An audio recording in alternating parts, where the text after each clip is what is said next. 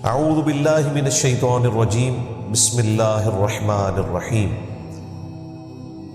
یہ جو دو آیات آ رہی ہیں یہ بہت کرٹیکل آیات ہیں اللہ تعالیٰ کی ذات اور صفات کے اعتبار سے جو پبلک میں ایک مسکنسیپشن پائی جاتی ہے۔ اس آیت کا درد وہ شخص فیل کر سکتا ہے جسے اس معاشرے سے اللہ تعالیٰ کا جو تعارف کروایا گیا وہ بالکل ڈیفرنٹ ہے، اور جو قرآن اللہ کا تعارف کروا رہا ہے وہ بالکل ڈیفرنٹ ہے۔ نبئ عبادی انی انا الغفور الرحیم، اے میرے محبوب صلی اللہ علیہ وآلہ وسلم میرے بندوں کو یہ خبر دے دو کہ بے شک میں بہت بخشنے والا مہربان ہوں۔ وَأَنَّ عَذَابِي هُوَ الْعَذَابُ الْأَلِيمُ، اور یہ بھی ساتھ بتا دو کہ جو میرا عذاب ہے وہ بھی انتہائی دردناک ہے۔ ہمارے معاشرے میں جو ایک پبلک میں کانسیپٹ پایا جاتا ہے نا، وہ جسٹ لائک ایسے ہے کہ اللہ تعالیٰ کوئی بوڑھی نانی اماں ہے جس نے بس یہ کھیل کود کے لیے مخلوقات کو پیدا کیا ہے، at the end of the day اس نے سب کو معافی کر دینا ہے۔ دیکھیں جی، ماں اپنے بچوں کو آگ میں نہیں جلا سکتی، اللہ تعالیٰ کس طرح اپنے بندوں کو آگ میں جلائے گا۔ آن دا فیس آف آرگومنٹ یہ باتیں ایک عام آدمی کو بڑی اپیل کرتی ہیں کہ واقعی جی جتنا بھی نافرمان کوئی بچہ ہو، ماں کبھی بھی اسے آگ میں نہیں پھینکتی۔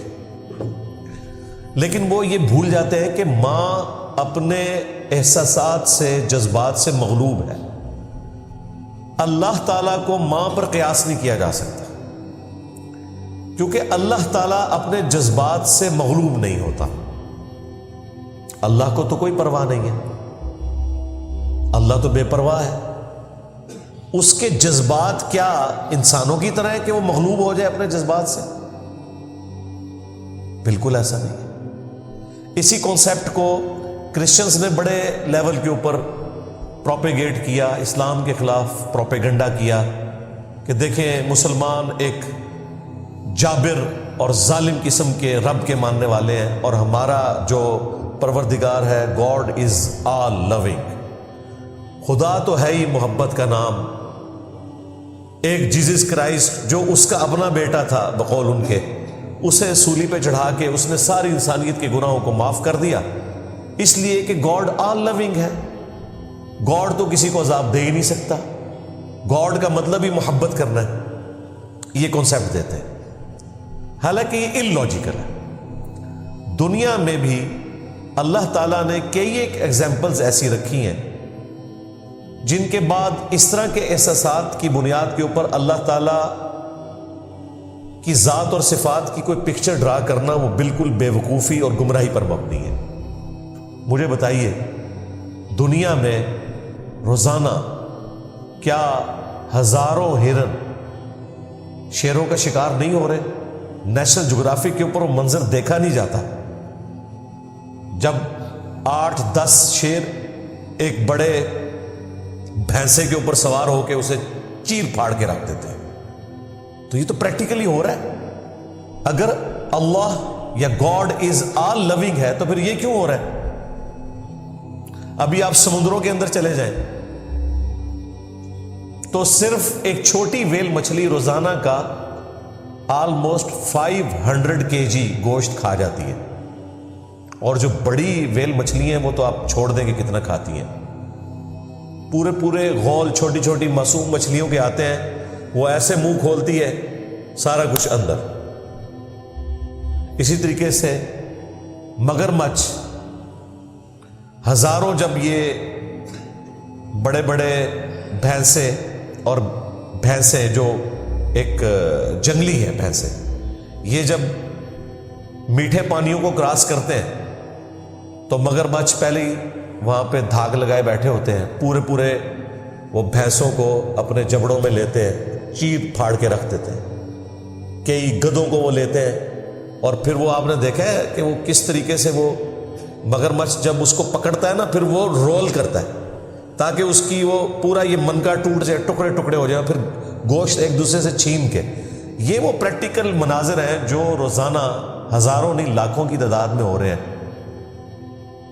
جبکہ دوسری طرف انہی جانوروں میں اللہ تعالیٰ نے اپنی اولاد کی محبت رکھی ہوئی ہے.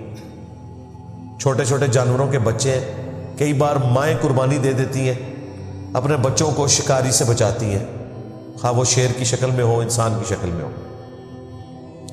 لیکن یہ پریکٹیکلی ہمیں نظر آ رہا ہے کہ سارے کا سارا سسٹم پریکٹیکلی تو اس طرح چل رہا ہے. اگر ہم گاڈ از آل لونگ مان لیں تو اس اعتبار سے تو پھر کسی جانور کو دوسرے جانور کو نہیں کھانا چاہیے. اور آج تو سائنس نے ہمیں یہ بھی بتا دیا کہ پودوں کے بھی احساسات ہیں. جو لوگ کہتے ہیں ہم جی ویجیٹیرین ہیں, ہم کوئی جانور ذبح نہیں کرتے, ان سے پوچھیں کیا پودوں کے اندر زندگی نہیں ہے؟ اب تو باقاعدہ انسٹرومنٹس کے ذریعے انہوں نے یہ بھی ڈیٹیکٹ کیا ہے کہ اگر کوئی میوزک بھی چلایا جائے کسی پودے کے پاس, وہ اسے فیل کرتا ہے, اسے رسپانس کرتا ہے, ان میں بھی زندگی ہے.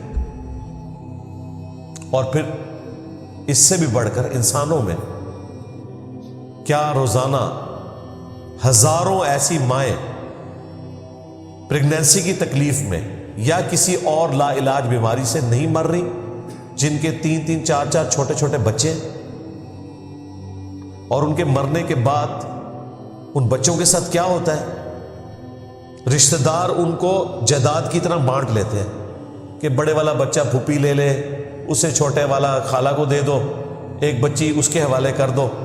یہ ہمارے معاشرے میں ہوتا ہے, کیونکہ اگر مرد نے دوسری شادی کرنی ہے تو دوسری عورت اس طریقے سے ایکسیپٹنس نہیں دیتی, یا اگر دے بھی تو سوتیلی ماں اس طرح کا ظلم کرتی ہے کہ وہ بچپن سے ہی مینٹل ماڈل ہی بچوں کے بدل جاتے ہیں. وہ جب بڑے ہوتے ہیں تو وہ اس طریقے سے ریئیکٹ کرتے ہیں کہ انسان کہتا ہے کہ یار اس کی تربیت کہاں ہوئی ہے. تو کیا دنیا میں وہ اللہ جو اپنی مخلوق سے محبت کرتا ہے ہزاروں ماؤں کو جن کے چھوٹے چھوٹے بچے ہیں موت نہیں دے رہا؟ اگر گاڈ از آل لونگ ہے, ہم تو کبھی اپنے دشمن کے لیے بھی یہ تصور نہ کریں کہ اس کے چھوٹے چھوٹے بچے ہوں اور ان کی ماں مر جائے. لیکن اللہ تعالیٰ تو یہ سب کچھ کر رہا ہے. اس کا مطلب ہے کہ یہ کانسیپٹ ہی بیسیکلی غلط ہے. گاڈ از آل لونگ. اللہ تعالیٰ اپنے معاملات میں بالکل اسٹریٹ فارورڈ ہے. اللہ اس سے محبت کرتا ہے, اس کی عزت افزائی کرتا ہے. جو وقت کے پیغمبر کی آواز کے اوپر لبیک کہتے ہیں اللہ کے تابع فرمان ہوتے ہیں, اور جو اللہ کے باغی ہیں نا ان کے لیے آخرت کا عذاب ہے. دنیا میں اللہ نے اپنے نیک بندوں کو کئی تکلیفوں میں ڈالا ہے, تو جو اس کے دشمن ہیں, اب یہ کہنا کہ ابو جہل سے اللہ تعالیٰ 70 ماؤں سے بڑھ کر محبت کرتا ہے, نہیں, وہ تو اللہ کا دشمن ہے, پیغمبر کا دشمن ہے. تو یہ اپنا کانسیپٹ کلیئر کریں. یہ آیت قرآن کی یہ جو جوڑا ہے, نبی عبادی, میرے بندوں کو خبر دے دو, انی انا الغفور الرحیم, کہ بے شک میں بخشنے والا مہربان تو ہوں, لیکن وَأَنَّ عَذَابِي هُوَ الْعَذَابُ الْأَلِيمُ, جو میرا عذاب ہے وہ بھی انتہائی دردناک ہے. ہاں, یہ ذہن میں رکھیے گا. باقی جو میں نے مثالیں دی ان کو آپ اگر آخرت کے ساتھ جوڑ کر دیکھیں گے کہ دنیا کو اللہ نے قانون ابتلا یعنی آزمائش کے اوپر بنایا ہے. کسی کو دولت دے کر آزمایا ہے, کسی سے لے کر اسے آزمایا ہے, کسی کو تکلیف میں ڈال کے آزمایا ہے, کسی کو آسائش دے کر آزمایا ہے. At the end of the day سارے کے سارے لوگ برابر ہو جائیں گے بھائی, یہ ذہن میں رکھیے گا. لوگ کہتے ہیں دنیا میں کئی لوگوں پر ظلم ہوتا ہے اور عدالتیں انصاف نہیں دیتی, تو ان کا کیا قصور تھا؟ بالکل, اگر یہ دنیا یہیں پہ ختم ہو جانی ہے اور آخرت کی زندگی نہیں ہے تو آپ کی بات بالکل درست ہے, یہ ناانصافی کے اوپر ہے. لیکن اللہ نے کب یہ دعویٰ کیا ہے کہ دنیا سب کچھ ہے؟ اس کو آخرت کے ساتھ جوڑا ہوا ہے. جب آخرت میں بدلہ ملے گا, عمار ابن یاسر کی نگاہوں کے سامنے ایک دن میں ان کی والدہ بھی اور ان کے والد کو بے دردی سے قتل کیا گیا, اور ابو جہل کے اسی طریقے سے ٹکڑے کیے جاتے ہیں. حضرت عمار بن یاسر کے سامنے تب بھی ان کا غصہ ٹھنڈا ہو سکتا تھا، تو دنیا میں تو نہیں ہوا۔ وہ الگ بات کہ وہ غزوہ بدر میں مارا گیا، لیکن عمار بن یاسر کو تو بدلہ نہیں ملا اس دنیا میں، لیکن آخرت میں ملے گا۔ آپ اس منظر کو سوچ سکتے ہیں کہ عمار بن یاسر کو باندھا ہوا ہے اور ان کی والدہ سمیہ کو سامنے دو ٹانگوں سے مختلف اونٹوں کے ساتھ باندھا گیا اور مخالف سمت میں بھگائے گئے اور جسم کے دو ٹکڑے کر دیے۔ میں تو کہتا ہوں کہ یہ تو انسان اپنی قبر تک سین نہیں بھلا سکتا جس کی آنکھوں کے سامنے یہ سین ہو جائے۔ والد کو قتل کر دیا گیا، ایک دن میں ماں باپ چھین لیے، اور اتنا سٹرونگ قبائلی سسٹم میں بانڈ ہوتا تھا، اور بچہ بھی اکلوتا۔ اسلام کے پہلے شہداء ہیں حضرت عمار کے والدین حضرت یاسر اور سیدہ سمیہ رضی اللہ عنہما وعلیہم السلام، لیکن آخرت میں بدلہ ملے گا۔ دنیا کی کوئی عدالت ہٹلر کو 60 لاکھ یہودیوں کے قتل کے بدلے میں 60 لاکھ دفعہ، یا چلیں کوئی کہتے ہیں جی 6 لاکھ ہے، جی 6 لاکھ بھی مان لیں، کوئی چھوٹا فگر نہیں ہے ہولوکاسٹ میں، دوسری جنگ عظیم کے اندر 6 لاکھ دفعہ پھانسی نہیں دے سکتی دنیا کی کوئی عدالت، لیکن اللہ تعالیٰ اس بات پر قادر ہے کہ قیامت کے دن ہر اس مظلوم یہودی کے بدلے میں جس کو ہٹلر نے قتل کیا 6 لاکھ دفعہ ہٹلر کو زندہ کیا جائے اور اس موت کی تکلیف سے گزارا جائے۔ تو آخرت کے ساتھ جوڑیں گے تو یہ پرفیکٹ نظام۔ اسی طریقے سے اللہ تعالیٰ کا یہ تعارف کروانا کہ اللہ تعالیٰ صرف رحمت ہی رحمت ہے، نہیں، وہ غضب بھی فرماتا ہے۔ اور قرآن پورے کا کانسیپٹ یہ ہے کہ اللہ تعالیٰ رحمت فرماتا ہے اپنے بندوں پر جو اللہ کی طرف رجوع لائے، یا غلطی ہو جائے تو فوراً توبہ کر لیں۔ پورے قرآن میں جو توبہ کا کانسیپٹ ہے نا، وہ صرف اتنا ہے کہ کوئی بھول کر غلطی کر بیٹھے اور اللہ کی طرف رجوع لے آئے۔ میرا چیلنج ہے قرآن میں مجھے کوئی آیت دکھائیں جس میں آیا ہو کہ خوب بغاوت کرو، انشاءاللہ قیامت والے دن اللہ تعالیٰ معاف کر دے گا۔ قرآن میں تو ایسا کوئی کانسیپٹ ہی نہیں۔ قرآن تو کہتا ہے بغاوت ہو ہی نہیں سکتی، اور اگر ہوئی ہے فوراً رجوع لاؤ، اس کے بعد اللہ تعالیٰ کو غفور رحیم پاؤ گے۔ قرآن بیلنس کرتا ہے۔ عام لوگوں سے ہم پوچھتے ہیں نا، لوگ کہتے ہیں جی قرآن تو اللہ کی رحمت ہی رحمت ہے، جی پڑھے ہے جی؟ نہیں جی، میں نے کئی دفعہ یہ واقعہ سنا ہے کہ یہ آلموسٹ کوئی 2010-11 کی بات ہے۔ ہمارے محلے میں ایک مدرسہ اہل حدیث کا، وہاں ایک آنٹی ہیں جو ڈاکٹر فرحت ہاشمی کی کلاس فیلو ہیں، تو وہ ہر سال دورہ قرآن رمضان میں کرواتی ہیں۔ تو میں نے اپنی وائف کو کہا کہ بچوں کو میں دیکھوں گا، چھوٹے چھوٹے بچے تھے، تم یہ کلاس صبح 8-9 سے لے کے کوئی 1 بجے تک ہوتی تھی، روزانہ 1 پارہ، تم ایک دفعہ قرآن اس ماحول میں کور کرو۔ گھر بیٹھ کے بھلا انسان نیت کرے میں روزانہ اتنا پڑھوں گا، نہیں، پورے ڈیکورم میں جب آپ سامنے بیٹھتے ہیں، ترجمہ ہو رہا ہوتا ہے، پھر ایک ٹیچر آپ کو بریف کر رہی ہوتی ہے، پھر کلاس کا ایک ڈیکورم ہوتا ہے۔ تو اس نے جب قرآن پڑھ لیا سارے کا سارا الحمدللہ، تو میں نے اس سے جو پہلا سوال پوچھا وہ یہ تھا کہ بتاؤ تم نے اس سے کیا گین کیا؟ تو اس نے ایک جملے میں، جسے کہتے ہیں سمندر کوزے میں بند کرنا، اس نے کہا کہ جس خدا کا تعارف مجھے اس معاشرے نے کروایا تھا اور میرے ماں باپ نے کروایا تھا وہ کوئی اور خدا تھا، اور جو قرآن کے اندر خدا بول رہا ہے وہ کوئی اور ہے۔ میں نے کہا کیا مطلب؟ اس نے کہا اللہ تعالیٰ تو بہت سخت ہے، ہمیں تو بتایا گیا تھا اللہ تعالیٰ رحمت ہی رحمت ہے۔ قرآن تو یہ بتا رہا ہے کہ اللہ رحمت اس کے لیے جو باغی نہ ہو، یا اگر بغاوت کر بیٹھے تو فوراً رجوع لائے تو اللہ اسے معاف کر دے گا۔ قرآن میں یہ کہیں نہیں ہے کہ کم چک کے رکھو اللہ تعالیٰ معاف کر دے گا۔ توبہ کی جتنی آیات ہیں، میں نے توبہ کے اوپر کئی ایک ویڈیوز ریکارڈ کروائی ہیں، ان میں کراس ریفرنس کے طور پہ میں نے کافی آیات کور کی، سورۃ النساء میں بھی، سورۃ النحل کے اندر بھی۔ سورۃ النحل کے اینڈ پہ جا کے یہ آیت آتی ہے جس میں اللہ تعالیٰ نے کانسیپٹ کلیئر کر دیا ہے، پارہ نمبر 14 کے اینڈ پہ جا کے آیت نمبر ہے 119۔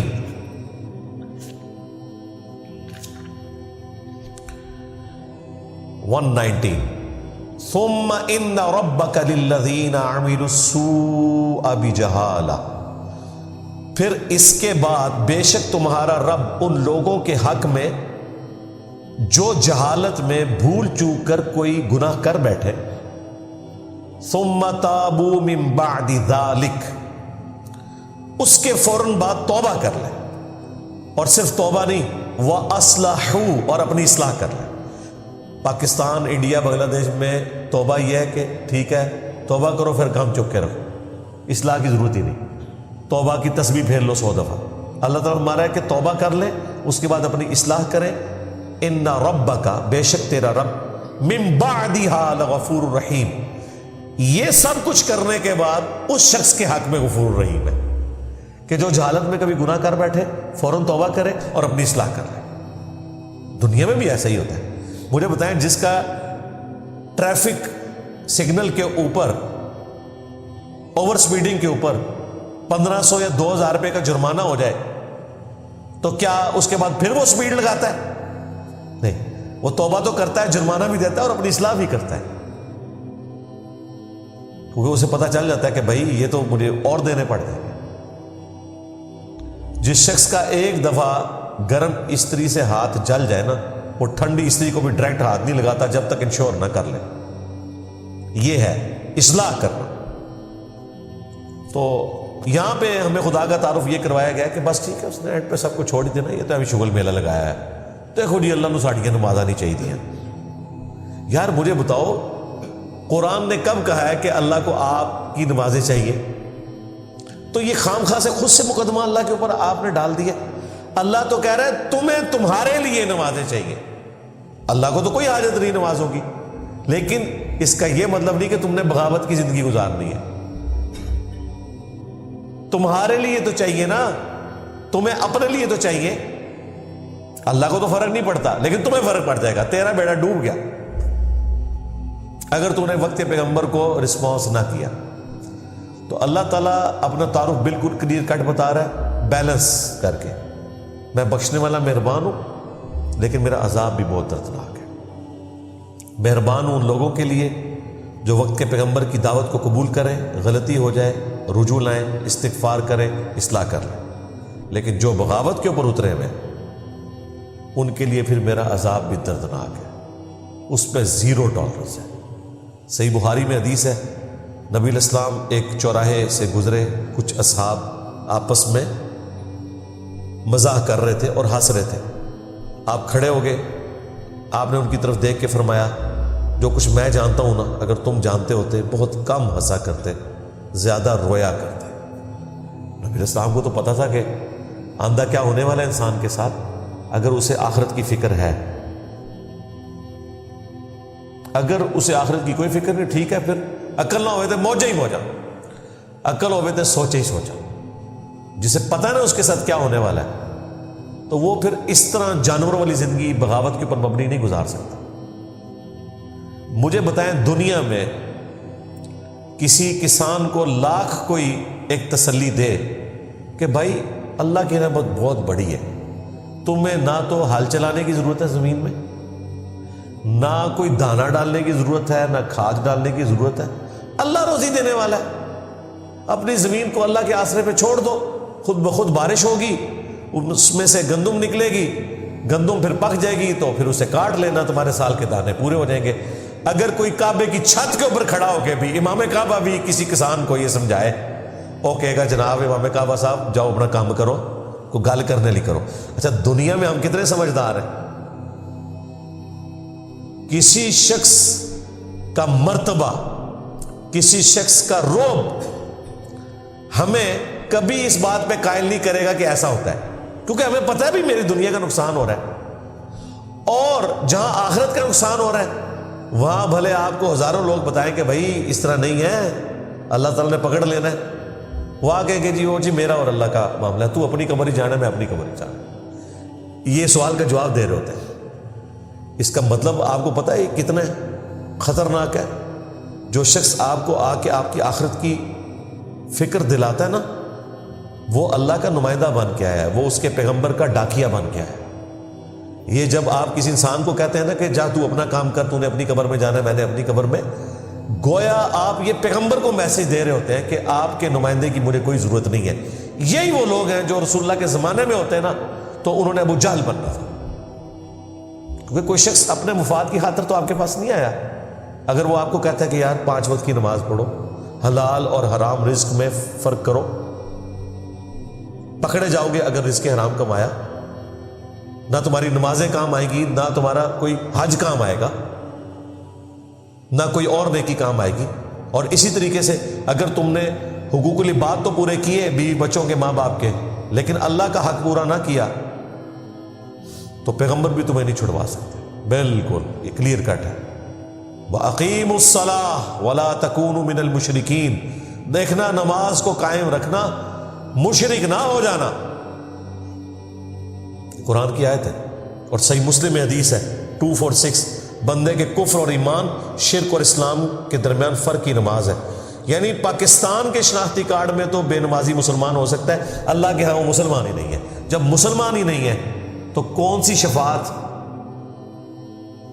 اور کون سی رحمت؟ کیونکہ بیسک آپ کے پاس شناختی کارڈ ہی نہیں ہے، نیشنلٹی نہیں ہے۔ آگے آپ پاکستان میں اگر آپ کا شناختی کارڈ نہیں، آپ کسی بینک میں اکاؤنٹ نہیں کھول سکتے، آپ کوئی ایکٹیویٹی پرفارم ہی نہیں کر سکتے۔ اب تو ہر چیز آپ کے شناختی کارڈ کے اس نمبر پہ آ گئی ہے۔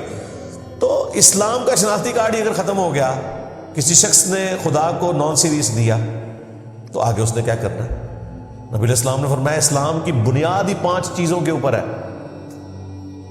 اللہ اور اس کے رسول کی شہادت دینا پہلے نمبر پہ، دوسرے نمبر پہ 5 وقت کی نماز کو قائم کرنا، پھر زکوٰۃ دینا، اور پھر حج کرنا اگر استطاعت ہو، اور 5ویں نمبر پہ رمضان شریف کے روزے۔ اس کے بغیر تو اسلام ہے ہی نہیں ہمارا۔ یعنی بنیاد جب اس کے اوپر، جب بنیاد ہی نہیں ہے تو ہمارا نیچے آ جائے گا۔ یہاں لوگ کہتے ہیں خیر ہے اللہ نے آخر بخش ہی دینا ہے، ایک پھیرا ہی لگے گا جی، توبہ توبہ توبہ۔ سورۃ الفرقان میں اللہ تعالیٰ نے فرمایا کہ جہنم ایک لمحے کے لیے بھی بری جگہ ہے اور ہمیشہ رہنے کے لیے بھی بری جگہ ہے۔ ہاں جہنم تو بہت بڑی چیز ہے، والعیاذ باللہ تعالی، اللہم اجرنا من النار۔ بخاری مسلم میں حدیث ہے کہ جہنم کی آگ دنیا سے 70 گنا تیز ہے۔ دنیا میں کوئی شخص موم بتی کے فلیم کے اوپر 1 منٹ کے لیے اپنا ہاتھ نہیں رکھ سکتا ایسے، اور یہ شخص کہہ رہا ہے جی ایک پھیرا لگے گا۔ اور یار جو موم بتی کے اوپر ہاتھ نہ رکھ سکے اس کا اتنی دیدہ دلیری کے ساتھ کہنا ایک پھیرا لگے گا، ایک پھیرے والی تو بات ہی نہیں ہے بھائی۔ جب تک سارے گناہوں کا عذاب نہیں کوئی بھگتے گا وہ کبھی بھی جہنم سے نہیں نکالا جائے گا۔ نبی علیہ السلام کی بھی جو شفاعت ہے وہ کنسیشن ہوگی، یعنی کسی نے 10,000 سال رہنا ہے تو چلو 1,000 سال اس کا معاف ہو جائے گا، بچنا کسی نے نہیں ہے، سیدھی سی بات ہے۔ تو یہ بالکل واضح آیات ہیں، اور نبی علیہ السلام کو کہا جا رہا ہے نبی، خبر دے دو۔